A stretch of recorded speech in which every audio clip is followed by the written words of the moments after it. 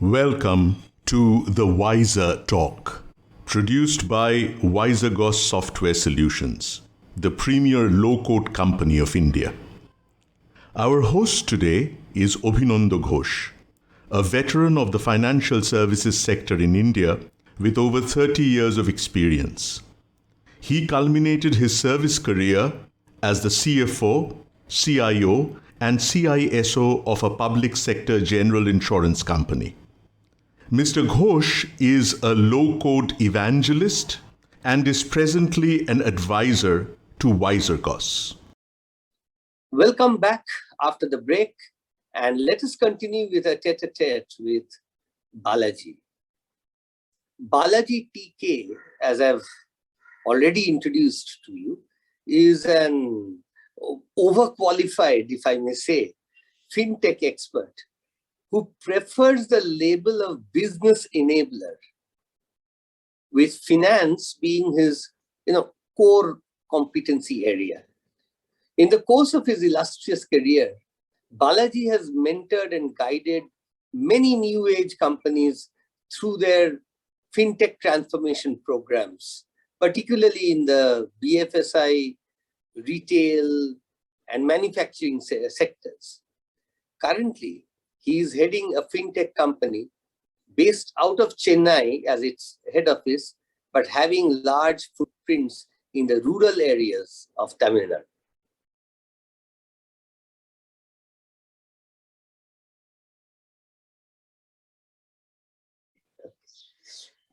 So after the break, I'm joined with Balaji again, and I must begin. I was thinking during the break that there's so many everyday things in the digital financial space that we do every day without really thinking about it. We almost take it for granted. But Balaji, I got very interested in what all you told me. Lot of new learnings about everyday old things. Some more questions about everyday things which we see every day, do every day, look at every day, but we don't really know what it is about.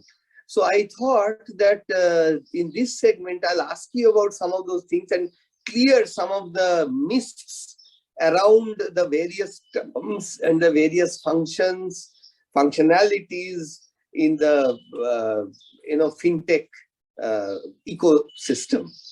Now the first thing, the most obvious thing, let me ask you this. Digital financial primarily, or not, if not primarily, majorly works through the cards, the plastic cards. And it is now called, therefore, the plastic card banking or insurance generation and times and all that. Fine. So we have, things like a debit card and a credit card, and in many cases, only an ATM card. And we have other types of cards as well. Now, what I was just wondering is, what is a debit card vis-a-vis what is a credit card? It might sound like a naive question, but let me tell you, out of the millions and billions of people who use cards, this question would be coming to many of them. Be it naive, to an expert it might seem naive, but can you just tell us, what's the difference? What is the function of a debit card? What is the function of a credit card, or what is the function of an ATM card, and how are they different in their operations? I'd like to know this. And I also have a follow-up question, which let me ask right away, that can't there be a scenario when you have one card? I have one card, and it functions both as a debit and a credit and an ATM card. Why do I need to have, 3 different numbers on the cards, 3 different passwords, pins? Why can't one card suffice for all my functions? A very interesting one, very interesting question. Thanks for bringing it. As already told, world is also moving fast towards a digital economy. I might be sitting and discussing this same topic after 10 years. you and me both might not have a card. Okay, we'll be talking digitally right now. Okay, Yes. Yes. but Yes. anyhow, since this debit card and credit card is there for a quite longer period, Uh, the basic difference is debit card is our card which is given for our own bank account. So that For means our own. bank account. Ah, Bank account. Okay. yes. So that means I can able to utilize it till only what is my balance. I cannot able to utilize it beyond that point. Okay. Period. And to provide this also there is a service applicable for it. So there's a service charges where certain banks bears not bears out of. Okay. Hmm. Credit card means based on my buying behavior, based on my credit worthiness, based on my monthly income, bank offers me a eligibility criteria or revolving credit happens to me saying, fine, based on your income profile, based on the expenditure, I can able to give to this level your card which is Hmm. allowed you to withdraw till this point, Hmm. where you can Hmm. withdraw or you can spend for some other product. Hmm. Or what happens, interest happens to that. Whatever you are utilizing it. Okay, that is a credit card piece. Hmm. Debit card and credit card can be offered by both the banks, but account number settled because a credit is treated as a loan instrument for you. Okay, whereas debit is its own money. Okay, so there's no component that That is, see, that's the That's basic basic. concept. Correct. That's the basic concept. Correct. I was thinking of the functions. Exactly. Okay, let me make it more clear. Yeah, please go ahead. Let me make it more clear. Let's take one common function which can be done through both the cards.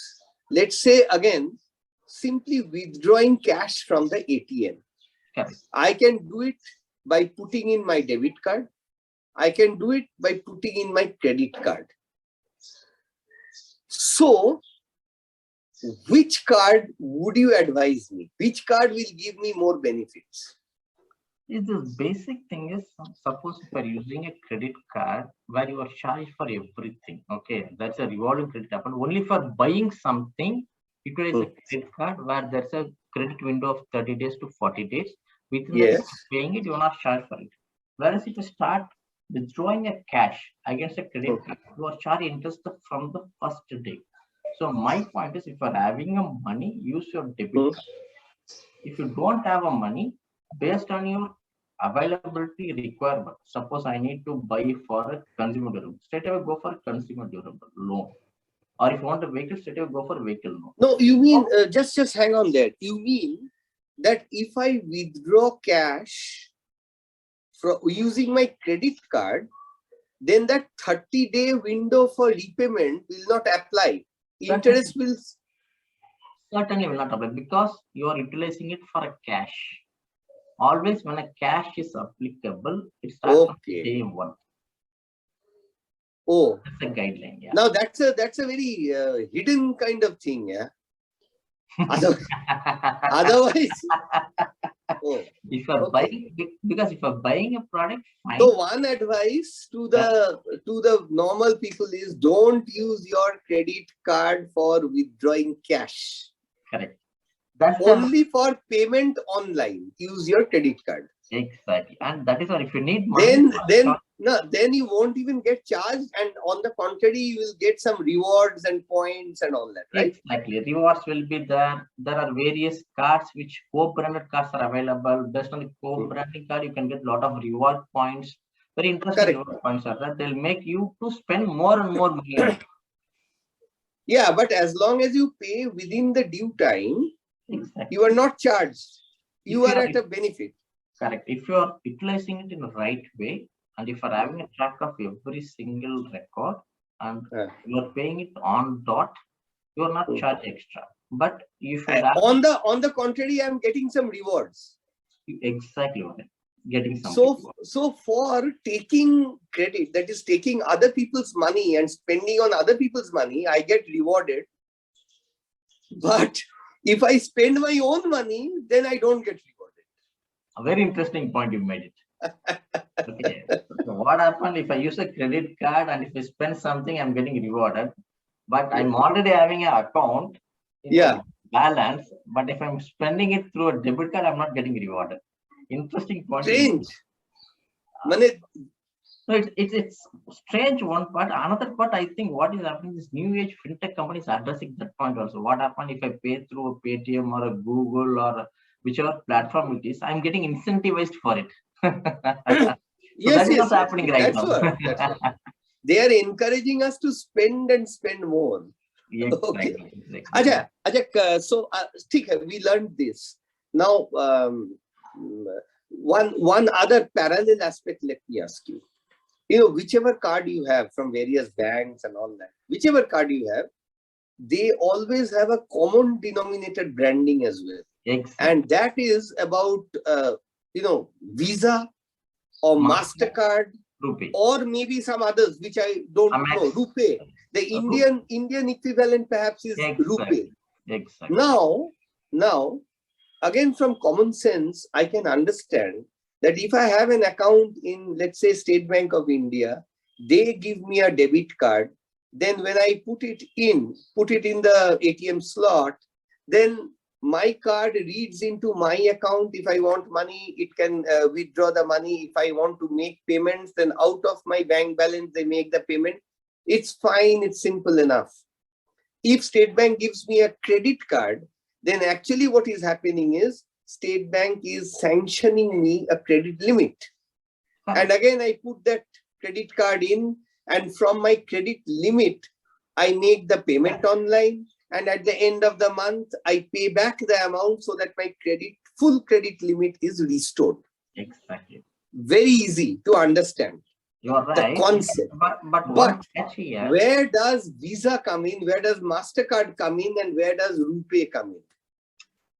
Quite interesting. Very interesting point. If you closely observe the card, I think these three logos predominantly we can able to see. Visa, Master, RuPay, and all. Okay. Yes. What happened? Yes. This Visa and Master are all like a global company. Predominantly we've been using Visa and Master database for quite a long time, which RBI has figured it out, and we started creating a one platform. NPCI came with the one platform called RuPay. Okay. NPCI. Yes, NPCI. You're right. NPCI's one invention is RuPay cards. What is RuPay card?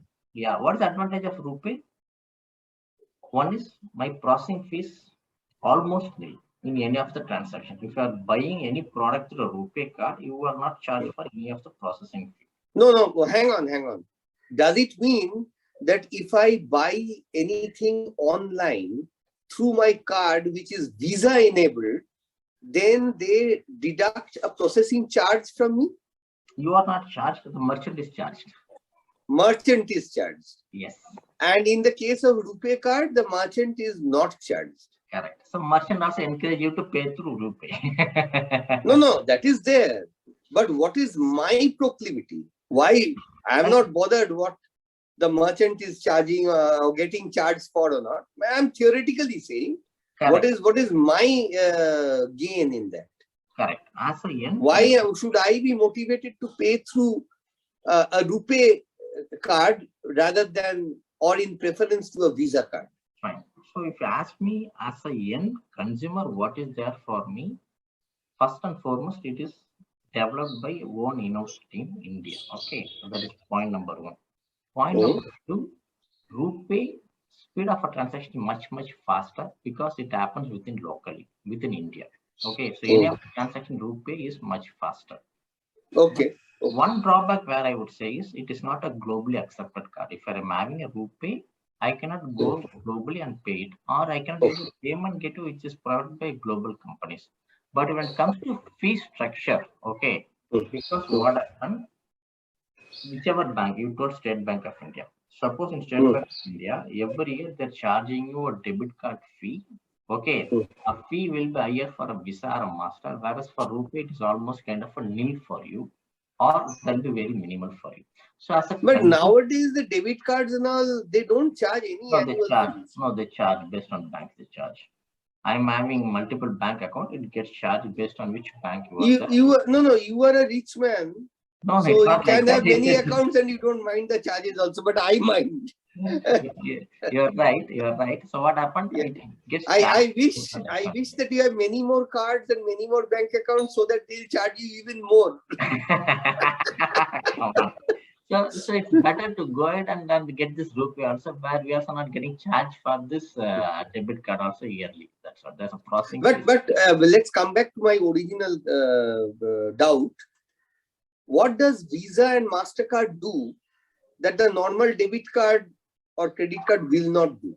What is the benefit of Visa? No, see, what happens if you ask me, debit or credit is an instrument, okay? But both are being provided by these three companies only. It can be a what are being provided? Debit card, credit card is an instrument. Yes. But all these instruments will have any of these partners, be it a Visa or a Master or a RuPay, okay? Because they are the one who are providing the platform to operate upon it, okay? Suppose might be I'm having a ICICI or HDFC or a SBI bank, I can have a debit or a credit card, it's an instrument for me, but the underlying platform will be from a Visa or a Master or RuPay. Okay. So it's a common database which is there where I can able to transact upon it. Okay. Oh, so basically Visa or MasterCard or now RuPay, they provide a technology platform on which the various bank cards will log in and work. You can call it as aggregator, yeah. Aggregator. Simple terminology, yeah. In layman's terminology, you can call it as aggregator. Okay. Agree. They are the technology providers for all this, where they allow to do transactions. Yeah. And broadly, so there are only two such international platforms. One is Visa and one is MasterCard. Is that so? No, Amex is there, Mastro is there, but these two are famous those days. So I think people have been adopting it. Okay. And RuPay is a similar platform which has been built by an Indian entity for Indians in India. Exactly. And they also take care of entire safety security mechanism similar to all this global Visa, Master. Correct. Innovation is also much greater when it comes to RuPay. I think we are at par with all these players here. It was so delightful, Balaji, to learn about these things. The strange part is, it's almost like your wife. You deal with her every day, but you don't know her. Every day you are learning something new. So as we come to the end of our long tete-a-tete, I think let me ask you one residual question which I have, and it's about the finance. Finance is money. Money is the lifeblood of the economy, and not only that, it's the lifeblood of normal people also. Let's be honest about it. So it needs a lot of regulation. And we know that in our country, traditionally and always and ever, Reserve Bank of India has been the regulator of finance in our country, regulating organization of our country. But we can in fact call it also like the Supreme Court of Indian finance. It is the court of no further appeal. It is the end position. It is the regulator. It is the one which issues policy and directives and mandates, and thus it regulates through various regulatory mechanisms. Fine. One thing which I feel or have been feeling for the last so many years, since this digital revolution has been happening in the finance space, that traditionally RBI has been doing financial regulation. It's basically on paper, and it is about the movement of money, movement of funds and currencies and so on and so forth. Okay. But this digital revolution is about technology, deeply about technology. Various ways in which technology can be used, as you said, as a business enabler. But that business enabler can be twisted and used in a wrong manner to do something mischievous, to defraud and all those things. So they also, I would imagine, would need a strong regulation or regulatory control. So is the RBI even competent to regulate basically the domain of technology rather than the domain of finance. Finance we know, but can the can the RBI control the technology domain, the regulatory domain in relation to finance? Does it even have the wherewithal to do it? And does it even have the mandate? Does it have the mandate to regulate technology relating to finance? The RBI, as you say, they lay down the right policy, they give the issues, they give the direction, they inspect, they regulate, they supervise, and they also exercise the surveillance over it. Okay. As a RBI, if you ask me, wherewith of technology, they have a huge, excellent technology with them. They are the one who are giving the guidelines every single day. If something attack happens, they are the one first to intimate all the banks. This kind of attack is going to happen. You protect. So every single day, huge email keeps coming to every single banks and NBFC companies from a regulatory guidance, from attack guidance, and from a what kind of implementation we need to go. Yeah. They are the one who are front-ending. They push for the digital transformation. They are the one who has pushed us also. If the regulator has not pushed us, I would say bank would have been far behind also. That is also there. There are two things. One is bank takes their own initiatives, moves forward. Okay. Another is from a regulatory compliance, they are moving forward. Okay. Be it example for banking and everything, RBI has pushed everyone to move forward in terms of digital technology. The reason why we have grown to this extent is that we need to attribute everything to RBI. And if you come to a fintech domain also, what happened? They also create a lot of sandbox environment. We call it in technology sandbox environment, where I can come. Sandbox environment, yeah. Yeah, I can use the environment to develop my own product, to go. Yes. So they are also helping in such a way. I think if you ask me the technology, they are far ahead of the technology, and they are helping the business to groom to that level. Okay. And also, one of the main instruments, I don't know, main or not, one of the instruments from what all you have said only, probably would be the NPCI. I don't know. But NPCI would be under the regulatory umbrella of RBI again, if I'm right.